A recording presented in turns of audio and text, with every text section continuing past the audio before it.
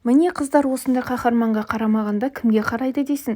Кәдекең жөн айтады деп сөзін түйіндеді Момынжан. Кейін де талай ару Дүйсекеңнің соңынан жүгіріп талай сұлудың ұйқысын ұрлады ғой деп Жақып та қызды-қыздымен қойып қалған. Сері Дүйсенбайдың түн жамылып Сымандарияны бетке алып бара жатқанда талай көрдім емес пе? Бертінде де бірнеше рет Әдірбайдың ауылына желе-жалғыз жортып кететін деп Момынжан жеңгесін қызғандыра сөйлеп. Дастарханның аяқ жағында көрші әйелдермен сыбырлай сөйлесіп отырған Жәмила жаққа қуақылана қарап қойған. Өзгелер де оның бұл сөзіне әр жерден тегіс күлісіп, Момынжанның әзіл әңгімесін қолдағандай ниет таныта бастаған. Іс аяғын насырға шаптырып алармын деп қорықты ма Момынжан? Ол кезде өзгелер топ болып ұйысып Әдірбай жаққа аяқ баса алмайды деп өзінше тігісін жатқызған болып қойды. Сөздің шыны керек деп кеседегі сорпасын тауыса ішіп, бет орамалмен аузын мұқият сүрткен Кәдірбай бір тоқтап алып әрі қарай жалғастырып кетті. Сол үш қыздың үлкеніне көңілім құлап, сөз салғаным бар деп жымиды. Охо, әлгіден бері сөзді осыдан бастауыңыз керек еді деп әңгімеге араласпай отырған Жұматай орнынан бір ырғалып қойды. Ұмытпасам есімі Гүлмариям еді, дәрігердің оқуын бітіріп келген, нағыз тұрмысқа шығуға дер шағында отырған хас сұлудың өзі. Сымандарияның бар жігіті менің жарым болса деп жүрген. Батыл жетіп сол қызға тікесінен бардым. Онда да қолпаштап, қолдап жүрген осы Дүйсенбай. Әдірбай таныс біліс, көзге таныс кісі. Әдейі ол шалдың Құбатан тауынан әрі асып, жылдағы ғадетімен аң атуға кететін кезіне туралап жеттік. Сол жақтағы немеренім арқылы қызды да құлағдар еткем. Жақсы кездесуге шығайын депті. Жүрегім өзімде жоқ, өрпігені бір басылар емес. Қас қарайып кештек түскен. Дүйсенбай ақжол тілеп немеренімнің үйінде қалды. Барымды киініп, бақанымды таянып кездесуге кете бардым. Ойпырмай, әлгі қыздың сұлуын-ай, көзіне тіке салуға дәт жіберер ме? Жанарымды өткір сәуле қарып түсердей тайсақтай беремін. Кәдірбайдың хикаясына сілтідей теңген жұрт арагідік қызығушылықтарын тежей алмай қалдады. Пай деген, пәлі кәдеге, Дүйсекең қалай ғана шыдап жатты десеңші. Әдірбайдың сұлуына кімнің қолы жетер ме? Сымандарияға барудың өзі неге тұрады десеш? Туф, кәдек-ай, қыз не айтты? Әркім әр тұстан осындай үн қосып дегбірлері қашып барады. Ақыры не керек, әлгі қыз сөз ыңғайымен орағытып келіп кетер емеспін деген қисынға бірақ тоқтаған. Жақсы жігіт екенсің дейді. Өзіміз айдалада Сымандарияның кіре берісіндегі бақ секілді әлде бір талдарақтың ортасында тұрмыз. Тынысым жиілеп, кең дүние тарылып сала бергендей. Қыз үзіп-үзіп осы екі сөзді айтқан, ендігісі қорытынды сөзі болуы тиіс. Туф, кәдек-ай соның, бірақ айтсаңшы енді деп Жұматайдың да тынышы қашқан. Сен де қызықсың, қазіргі кемпірі Әдірбайдың қыз емес қой, қосылмаған боп тұр ғой деп Кәдірбайдың рулас інісі жайрап берген бұрқылдай сыбырлап қояды. Әлгі қыз қылымсып біраз тұрды да менің сүйгенім, сенің жан серігің Дүйсенбай. Көңіліме алмаймын, реніш тұтпаймын десең, сөзімді соған жеткіз десін. Бағанадан бері жым-жырт болып отырған жұрт шуласып, дабырласып кеткен. Кәдірбай көпшіліктің дабырын баспақшы болып, міне Дүйсекең сондай середі деп сөз аяғын барынша жуан даусымен қортпақшы болып еді, көп адамның шуылы онысын онша естіртпей тастады. Бір кезде абыр-сабырды пышақ кескендей тыйып, ауа ағынын қақ жарып өткен Жәмиланың әй деген ащы дауысы саңқ ете қалсын. Бағанадан бері көкпар мен Дүйсенбайдың тақырыбына дендеп еніп, қызыққа батып отырған топ селт етіп үдере жалт қарасқан. Кәдір, сен не деп тантып отырсың тегі? Анау қыз қарап еді, мынау қыз бүйтіп еді деп шалымның аруағын қорлай берме, деп екпіндей түскен Жәмила бет-аузы түтігіп. Ойпырмай, біз енді жастық шақтың қызықтарын айтып отырмыз ғой. Бағанадан бері байыппен ас ішіп, баптана әңгіме айтып отырған Кәдірбай кәдімгідей абыржып қалған. Сабыр жеңеше, ағамызға қыздар ғана емес, бүкіл ауылдың махаббаты ерекше болған ғой деп Жұматай өзінше философия соққысы келіп еді. Сен араласпа деп Жәмила оны да тыйып салды. Бағанадан бері ара-тұра тамақ алсаңдаршы, алдырсаңшы деген сөзден аспай отырған кемпір енді тізерлей көтеріліп жаулығын түзеп Кәдірбай мен оның серіктеріне қарай тікесінен тартты. «Немене? Әдейі менің қытығыма тиіп, ашуымды ояту үшін келдіңдер ме? Байдың қыздары қызығып еді, Әдірбайдың ауылына жиі кетуші еді деп жүда қояр емессіңдер ғой тегі. Ойбай, сіз қызық екенсіз. Қызық болғанды қоя тұр сен. Өмір бойы адалым деп сыйлап өткен шалымды нақақтан қаралап отырмысыңдар, әлде шындықтың шетін шығарып кетпексіңдер ме?» Дастархан жағалай отырған шалдар жағы не күлерін, не жыларын, не ашуналарын білмей абдырып қалған. Кәдірбай бастап өзгесі қостап басу айтпақшы болып еді.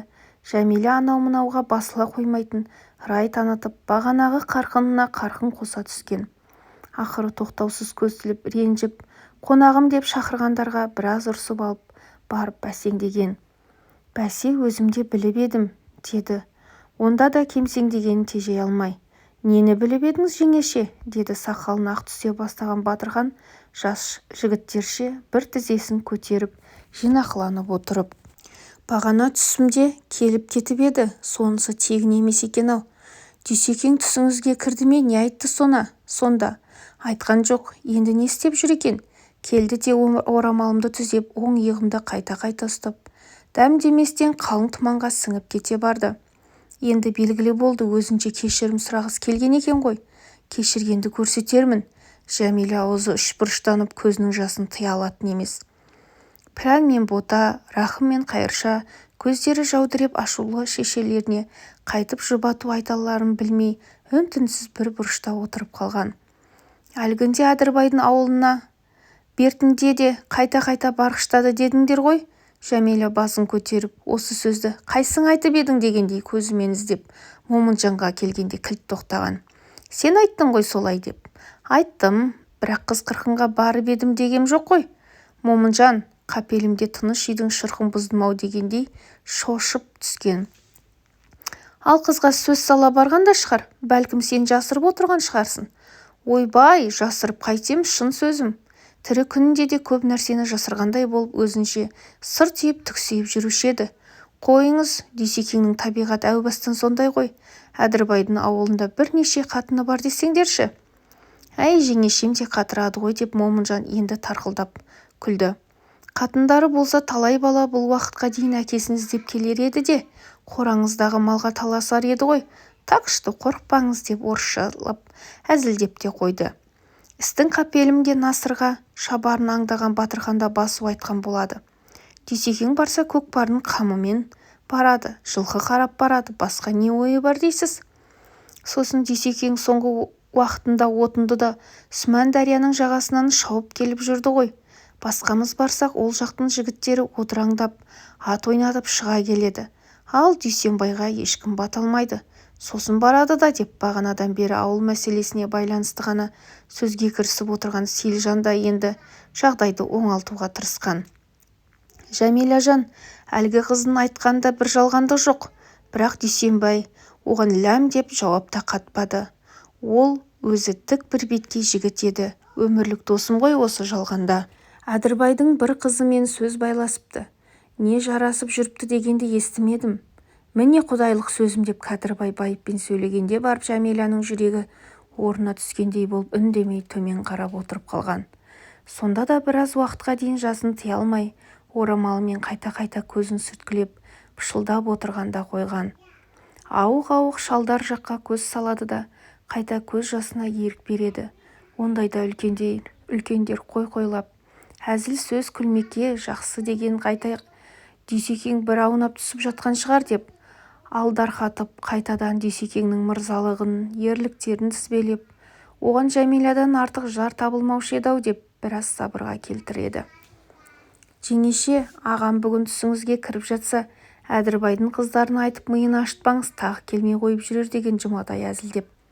«Жә, қалжыңға айналдыра бермеңдер, жетер», деді Дүйсенбайдың немере қарындасы болып келетін жасы 75-ке тақаған Сәлима кемпір тоқтау айтып. Бір уақытта қонақтардың да алды-арты сыртқа аяңдай бастаған. Кәдірбай бастаған шалдар дәлізде аяқ киімдерін іздеп абыр-сабыр болып жатыр екен. Момынжан былғарыдан тігілген аяқ киімді ұстап алыпты. мынау су жаңа болып жатқан етік Смайылдікі ме емес пе? Әй, сол Смайыл қайда өзі?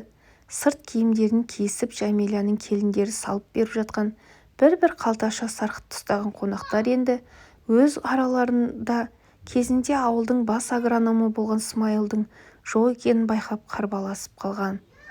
Ойбай, ол қасқа бағана шайдан кейін тайып тұрды осы, деп бетін шымшылады әйелдердің бірі. Шіріктің баламды жамандады деп кетіп қалған-ау. Деген Сейілжан таяғына таянған қалпы. Ешкім қостай кетпесе де, Сейілжан аяқ киімнің сірісін басқан күй сыртқа шығып бара жатып сөйледі.